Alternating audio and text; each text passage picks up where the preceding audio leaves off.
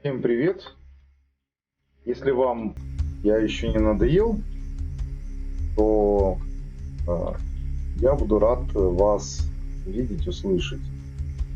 Вот. Ну а если надоел, то потом посмотрите в запись. Хотя вот вопрос риторический, надоел, не надоел. Я хочу открыть и начать новую рубрику. Это вечернее чтение. Или давайте почитаем вместе. Хотел бы пару слов сказать перед тем, как я начну читать, но так, чтобы недолго, потому что формат чтения это примерно, не более 30 минут.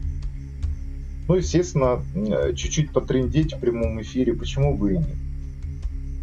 Дело в том, что когда я начал заниматься рунами, то первая книга, которая мне попалась по рунам, это книга рун Ральфа Блюма. И по сути, первое знакомство с рунами я начал именно с этой книги. Я долго думал, когда вот у меня был такой проект, идея такая, поделюсь, делать стрим по книге. То есть некоторые стримят игры, там еще какие-то развлекаловки. А я хочу сделать такую развлекаловку. Это чтение книги. Вот. И, в общем-то, вот с этого именно начать, чтобы начать читать книгу. Вот решите мне вас познакомить, не с первой частью книги, а с частью, которую я прочитаю. Я не претендую на авторов, на актеров, которые читают выразительно книги. Просто мне эта книга нравится. Это были первые ворота или первые двери в мир рунической магии через Ральфа Блюма, за что ему очень признателен и благодарен. Точно не знаю, кажется, он еще жив. Может быть, там кто может, передавайте ему привет. Потому что эта книга открыла мне путь в руническую магию. Я повторился.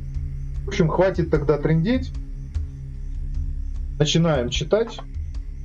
И да помогут нам боги, чтобы наш эфир был отличным, великолепным и не было сбоев. Вот, чтобы я ее мог прочитать. Я ваши комментарии не вижу.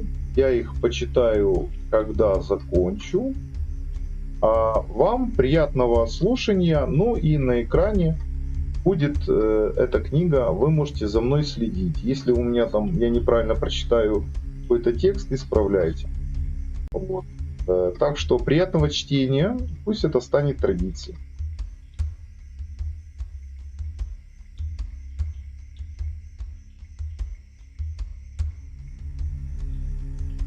Так, что-то у нас тут не показывает книжку. У меня показывает, у вас не показывает. Сейчас мы попробуем еще раз ее. Она должна показываться. Она не показывается. Но бывает. Эти неполадки, это, как правило, очень даже хорошо. Вот. Сейчас мы ее найдем. О! Кажется, мы ее нашли.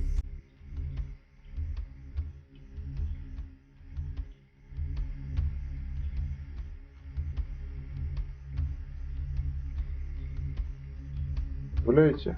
А не получилось. Сейчас мы будем по ходу переделывать.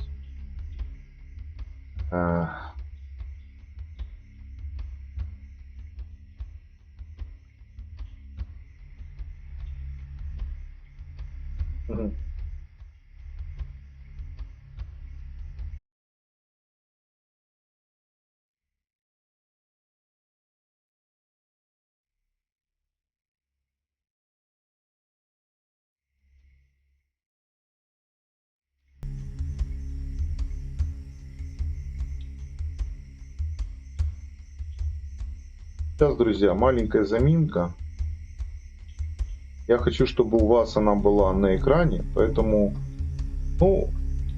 когда у нас трудности, то это нас, наоборот, закаляет. Так что я, честно говоря, еще не наблатыкался с этой программуленные, поэтому она мне дает иногда сбои. Я потом разберусь, какие сбои. Вот у вас теперь есть эта книжечка. Вот. И мы можем с вами начать чтение.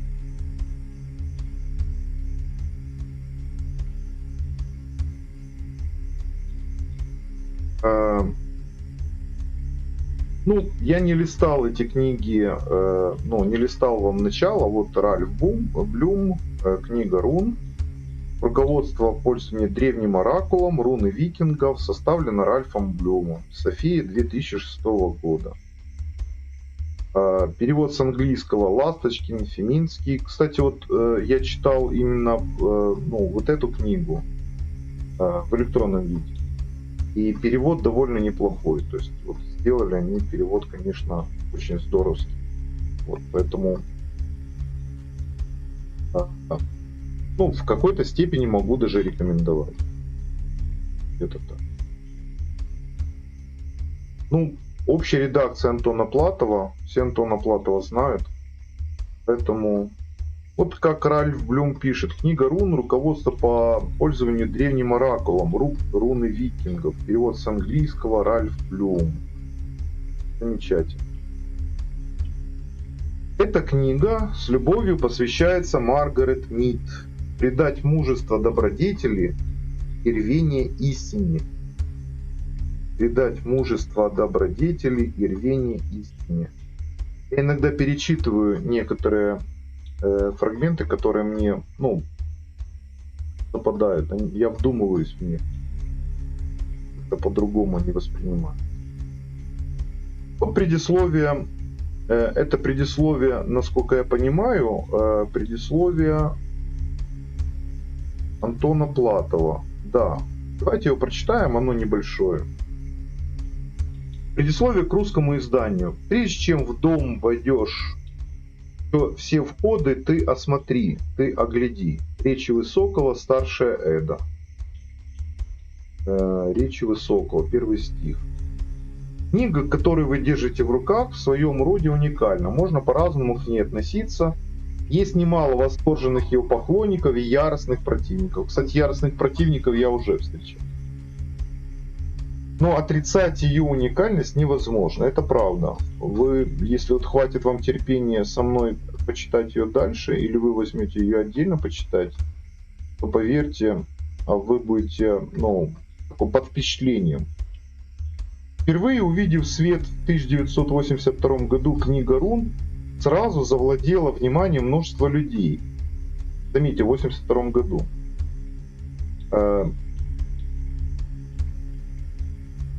Интересующихся самыми разнообразными проблемами, от эзотерики до психоанализа. При прикладной психологии с тех пор она выдержала ряд переизданий, а суммарный тираж ее по всему миру приближается в настоящий момент к миллионной отметке. Ого! Можно, вероятно, назвать немало причин такого успеха. Книги, в кавычках, кстати. Но главное, конечно, в том, что оракул Ральфа Блюма, почему, знаете, в кавычках? Потому что это книга рун, да, необычная книга. Но главное, конечно, в том, что оракул Ральфа Блюма работает. Как, впрочем, работает и сама книга рун. Критикуя книгу Ральфа Блюма, современные рунологи совершенно справедливо указывают, что автор, хотя и использовал для своего оракула традиционные северные руны, достаточно далеко ушел в своих трактовках от их классических значений. Это так. Более того, Ральф Блюм сломал древний священный порядок следования рун. Положив руны по собственному усмотрению и установив собственные, неизвестные в северной традиции, взаимосвязи между ними.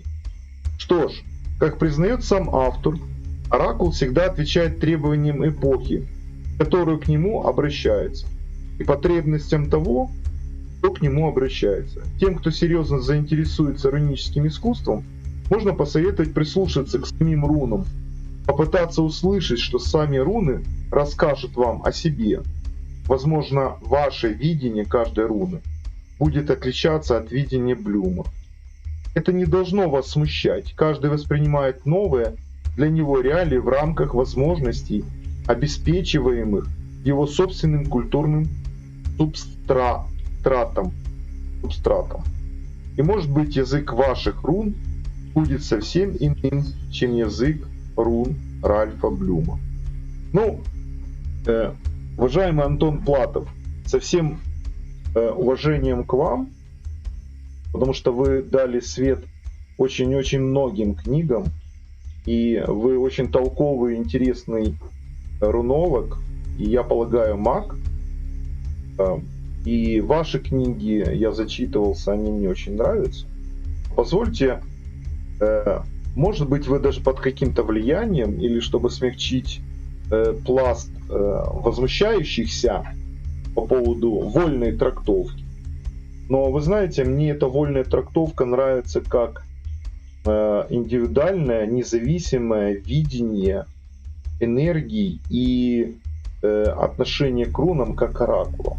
Он относится к ним очень уважительно и мудро. Поэтому,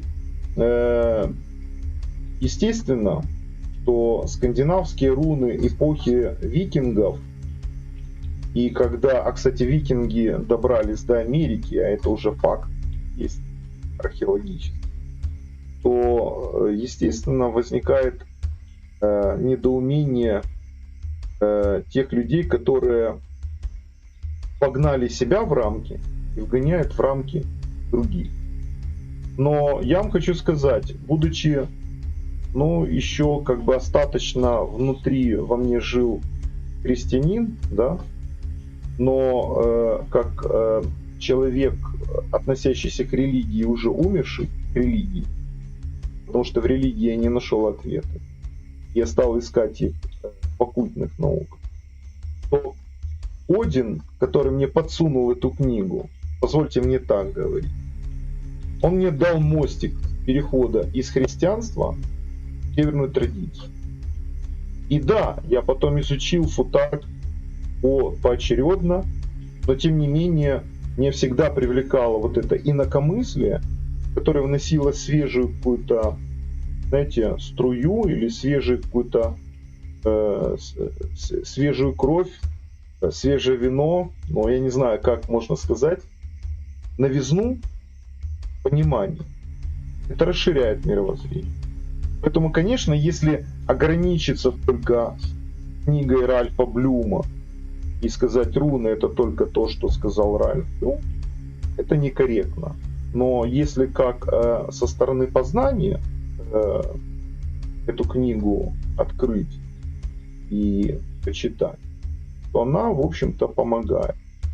И я признаюсь честно, да, это был мостик между тем, чтобы оставить христианство и вернуться, потому что в нем есть определенная богобоязненность, будем так говорить, и такая трепетность. Хотя я знаю, что многие пишут такие книги в таком формате, вот может даже и сам Антон Платов, говорят, в силу того, чтобы не пойти вразрез с определенным мнением других людей, которые, как правило, не всегда щедры на тактичность. Поэтому даже если это видео тоже кто-то скажет знаете, мне глубоко наплевать. Я делаю это для себя с большим удовольствием. Мне нравится эта книга. Это я добавил предисловие к русскому изданию, к Антону Платову. Вообще, очень благодарен Антону Платову за эту книгу. Руны найдешь и постигнешь знаки, сильнейшие знаки, крепчайшие знаки. Кровь их окрасил, их создали боги, и Один их вырезал. Речи высокого, старшая. Читайте это. Тоже полезная вещь. Что, идем дальше в наших чтениях.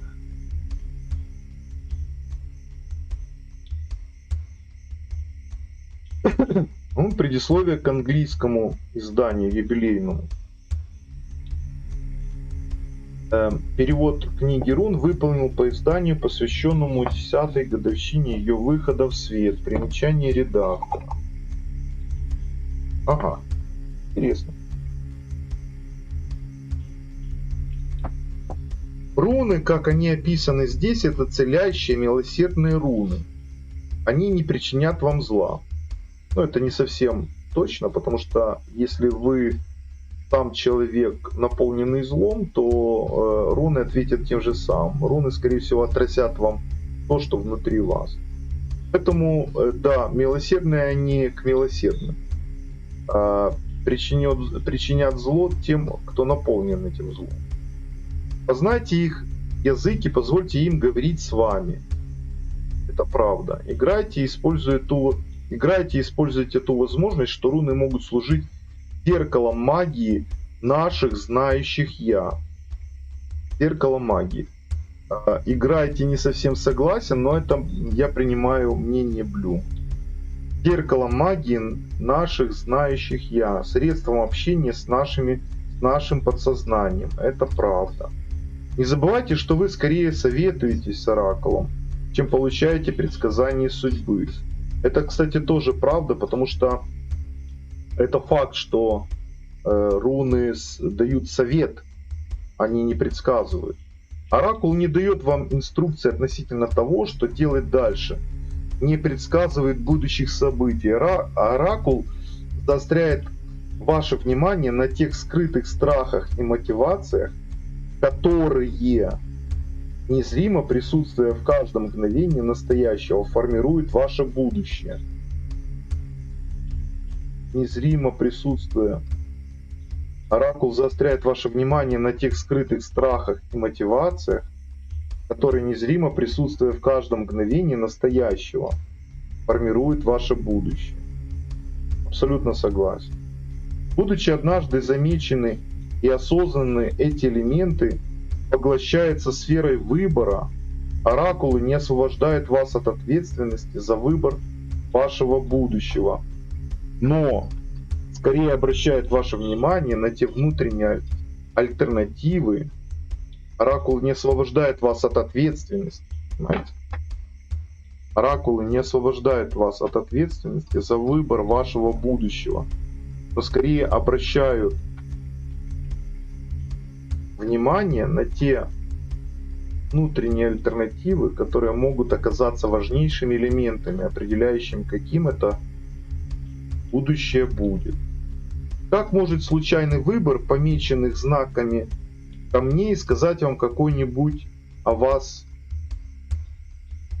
Как может случайный выбор помеченных знаками камней, ну или дерева, сказать вам что-нибудь о вас самих?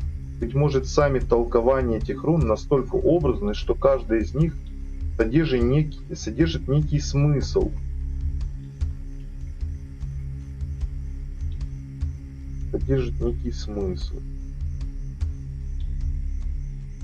Который можно воспринять как относящийся к некой части того, что происходит всякий день, всякий раз на границах нашего сознания.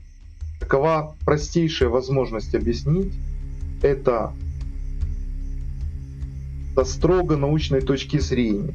Однако в моей собственной игре с этими рунами, я думаю, что здесь игра, наверное, не точно переведено. Наверное, play, он же переводится еще как-то по-другому. Здесь, наверное, не игра, а движение, запуск. Вот я бы так смотрел. Вот меня что-то режет тут игра, потому что уже познав руны более серьезно, ну, я могу сказать, что я более серьезно и глубоко познал руны. Я могу сказать, что с ними играть не надо. А вот запускать их, play, да, play переводится, по-моему, как, поправьте меня, англоязычные товарищи, но, по-моему, так и есть. Вот.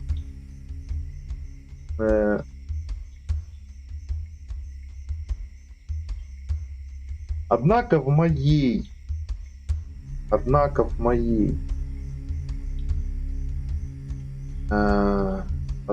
собственной игре с этими рунами совпадение следовало одно за другим.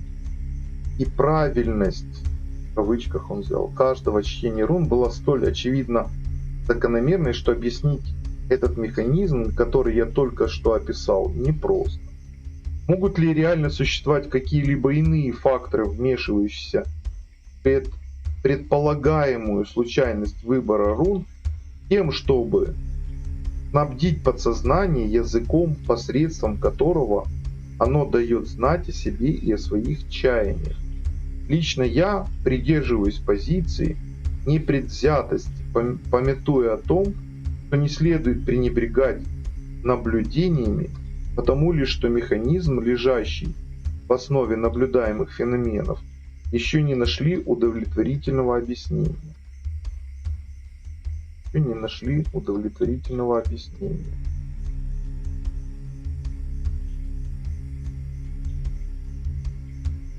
Лично я придерживаюсь позиции непредвзятости.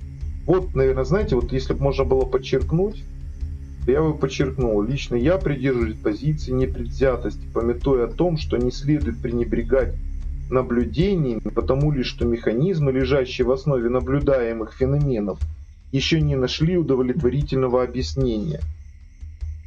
Вот это вот основной момент, на который следует обратить внимание. Итак, вперед, испытайте эти руны. Посмотрите, может ли оракул отражать процессы, происходящие в вашем собственном подсознании. Но помните, что такая связь может потребовать совершенствования практических навыков толкования рун. Толкования рун. Предлагаемое в этой книге представляет собой результат размышлений человека благородной души и врачующего ума. Они будут говорить с вами об изменении и росте. Кстати, изменении и росте. Поэтому важен момент. Если берете руны, то будьте готовы, что они вам будут говорить об изменениях и росте. Единственный негативный момент, который встретится вам здесь, связан с блокированием роста. Тогда как все положительные аспекты трансцендентны и через трансформацию ведут к крупным достижениям. Подождите. Такой же единственный негативный момент, который встретится вам здесь, книги, наверное, связан с блокированием роста. Тогда как все положительные аспекты трансценденты и через трансформацию ведут к крупным достижениям. Подсознательное, с которым вы столкнетесь, это не внушающее ужас животное, требующее укрощения и дрессировки. Это внутренний искатель истины, которому нужно помочь спасти нас от нас самих. Паркер Рейнер, профессор физиологии, университет Гавайи, School of Medicine. Школа медицины. Вот так. Это не Ральф Блюм комментировал. Я, видите, уже давно прочитал. Все. Сколько уже лет? 7-8 лет назад я ее прочитал. Единственный негативный момент, который встретится вам здесь, связан с блокированием роста. Может, или не точный перевод, или я вот этот смысл, честно, пока не понимаю. Ну, знаете, можно об этом сейчас рассуждать долго и нудно. Вот. Но то, что руны приносят изменения, это факт. Ну что, давайте почитаем благодарности Ральфа Блюма. Ну, пока читаем. Мы еще минут 10 в эфире побудем, а потом перенесем все на вторую часть.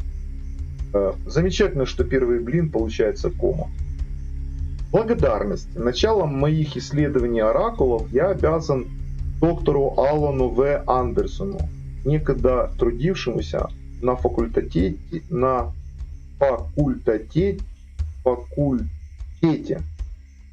Почему на?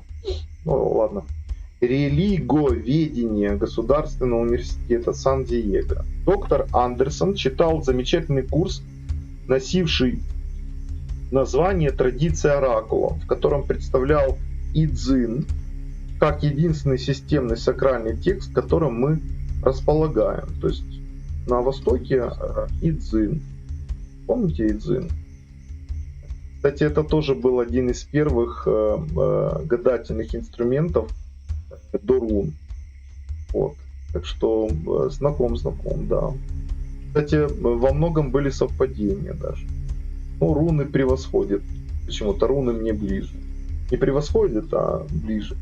Как единственный системный сакральный текст. То есть, который представлял Идзин как единственный системный сакральный текст, которым мы располагаем. Его ученость, его подача продуктивных идей, его творческое влияние поощряли меня к упорному изучению самого прекрасного из искусств — искусства самоизменения. Вот так. Я особенно благодарен Мюррею Хопу, который в холодный и дождливый английский день в Редхилле с Эрой познакомил меня с рунами, как современным оракулом. Первые написанные мною варианты этого руководства по использованию рун в качестве персонального оракула содержали множество страниц со сведениями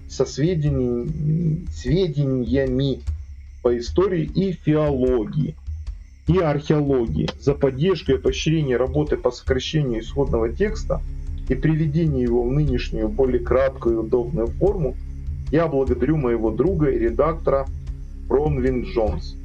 Наконец, я искренне признателен Тому Дунну,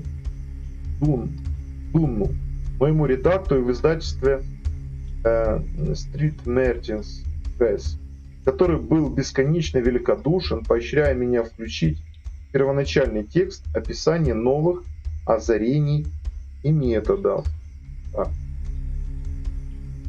Такая гравюрка, видимо, Один, висящий на древе Игдрасиля.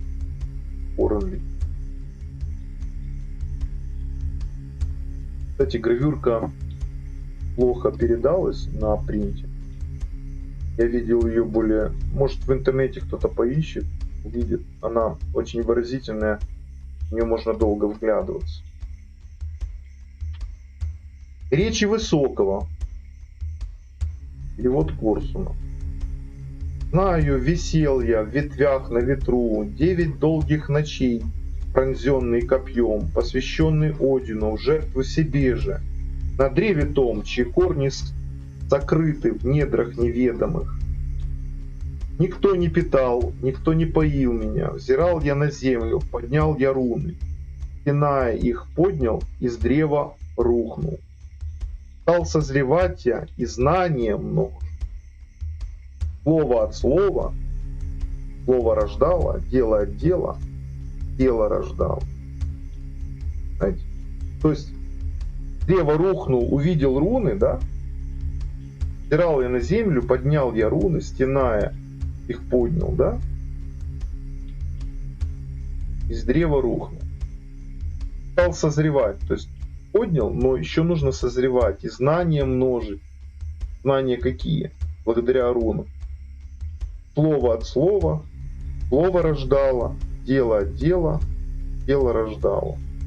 Думайтесь эти сакральные стихи, потому что руны нахапом не берутся. Потому что сначала нужно их взять, а потом созреть знаний, множить, расти и процветать. Слово от слова, слово рождало, дело от дела, дело рождало. Вот так. Введение. Ну, почитаем. Ну, примечание редактора. К сожалению, автор допускает. Ладно, читаем. Введение. Сегодня мало кто хотя бы слышал само слово руны. Среди этих немногих выходцы из Скандинавии, составители кроссвордов, читатели Джон Р.Р. Толкиена. Что ж, не меркнет светоч. Но это к вопросу о широте человеческого познания. А ведь в свое время руны древнее алфавитное письмо, каждый из символов которого не только передавал звук, но и обладал именем, наполненным значением, применялись для записи правовых документов, поэтических текстов, для посвятительных надписей и прорицаний. Однако так и не развилось как разговорный язык. К сожалению, автор допускает здесь определенную неточность. Руны, будучи системой письма, не могут быть развитый или не развитый, как разговорный язык.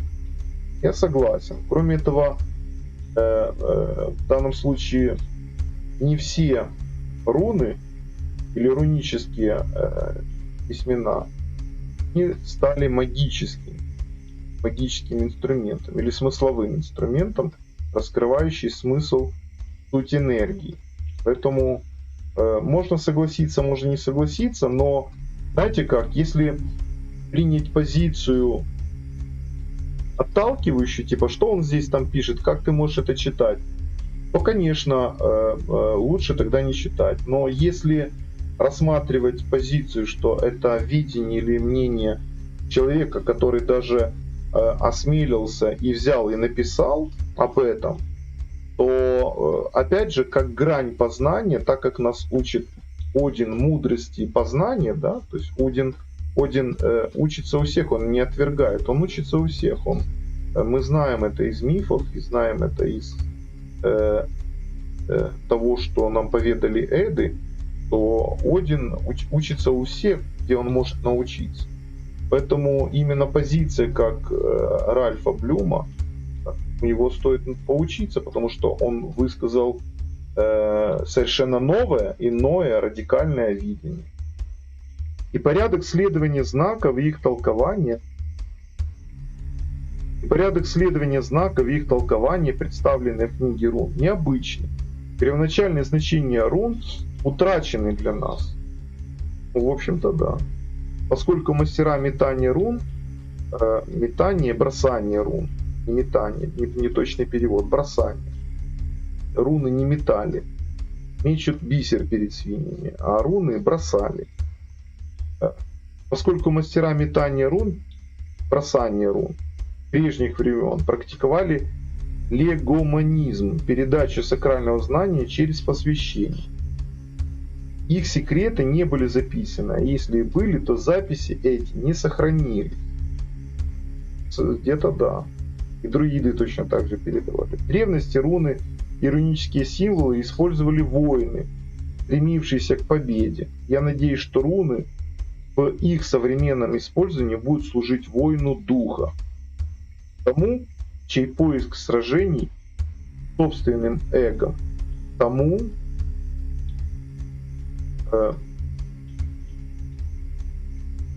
сражений собственных эго, тому, чья цель изменение себя. Об этом хорошо сказано в священном индийском тексте Бхагавад-гите, стих 5, глава 6. «Подними себя собою, не позволяй себе сорваться, ибо только ты сам друг себе самому, и только ты сам самому себе враг». Или, как говорил Кастанеда, борьба с собственным идиотизмом. Перекликается. Книга рун предлагается как руководство для воина духа, свободный от беспокойства, совершенно одинокий, не привязанный к результатам.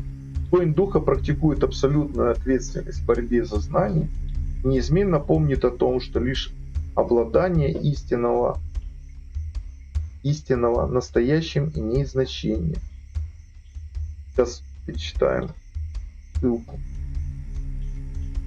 Перевод на русский язык выполнен с достаточно вольного английского перевода Бхагавад-гиты, приведенного Блюмом. Существует, однако, классический русский перевод академика Смирнова, цитируем по Махабхарата. Перевод академика Смирнова, Бхагавад-гита Ашхабад, издание ТТ. Пусть сам себя он поднимет, пусть сам себя не снимает, каждый себе союзник, враг себе каждый. Буквально, пусть Атман поднимет Атман, но не опустит самого себя. Именно Атман и только он, друг себе и лишь он себе враг. Перевод Иушкина. Академик Смирнов в примечании к своему переводу делает следующее любопытное замечание относительно этого стиха. Не безинтересно сравнить этот стих с нормандскими рунами. Слушай же первое слово заклятия, рано его принял от Ринд. Сам себя сильный спаси. Шанкара по поводу этого стиха замечает: только я может быть истинным другом для себя, спасающим от самсары и настоящим врагом, погружающим в Самсару. Примечание редактора. Мне нравится Платов, что он докапывается до мелочей. Вот это исследователь, вот достойный. Требуется достойный искатель. Но это и есть маг мистик. Требуется немалый. В борьбе за знание неизменно помнит о том, что лишь обладание истинного настоящего имеет значение. Требуется немалый срок, чтобы обогатиться мудростью, не говоря уже о времени, необходимом для того, чтобы научиться правильно мыслить. Правильно мыслить я бы подчеркнул. Следовать путем воина духа не для каждого, хотя этот путь и доступен всем, кто готов принять его требования. Вступить на этот путь значит культивировать я свидетеля, внутреннего наблюдателя, того, кто может говорить посредством рун, принося пользу. Перед тем, как сесть за написание этой книги, я проконсультировался с рунами относительно своевременного этого предприятия. 3 извлеченными мною рунами оказались Ингус, руна плодородия и новых начинаний, Наутис, руна ограничения нужды и страданий, и Дагас, руна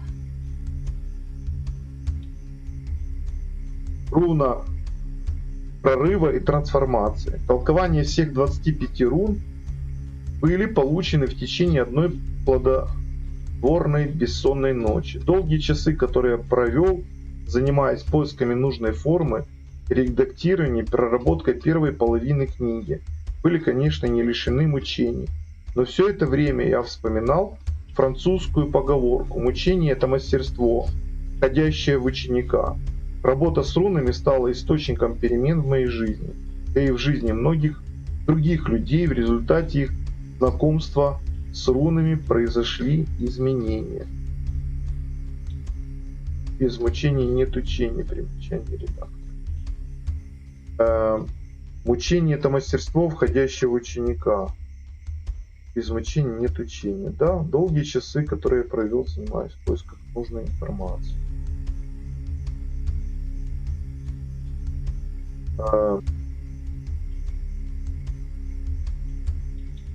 Внутреннего навыка, кто мог говорить посредством рун, себя пользу. Сейчас я хочу найти толкование всех 25 рун. Это вот что я хотел. Ральф Блюм впервые ввел руну Одина или руну Оракула, но многие говорят, нет нигде в футарке пустой руны, это пустая плашка там, ну, в общем, об этом можно говорить сколько угодно. Но мне нравится дальнейшее вот даже трактование. Дальше будем читать. Вы увидите, что оно мудро в плане трактования. Наверное, друзья мои, на этой 16-й странице мы остановимся. То есть мы прочитали на 15-й странице, сделаем закладку. И в самое ближайшее время, я просто не хочу назначать сроки, потому что они могут не сбыться. В самое ближайшее время мы продолжим чтение в таком неожиданном и простом формате. Я не буду планировать ничего. Вот если вам придет уведомление на то, чтобы начался эфир на чтение следующей части, приходите, будем читать вместе. А пока разрешите мне закончить на сегодня. Закладка на 15 странице. Вот. Подпишитесь, пожалуйста, на мой канал, чтобы не пропустить вторую часть, дальнейшее чтение. Обязательно. Когда вы подпишетесь, вот вы подписались, там вот внизу, не забудьте нажать на уведомление, чтобы вам пришло сообщение, что вышел эфир. Всего доброго. Всех благ.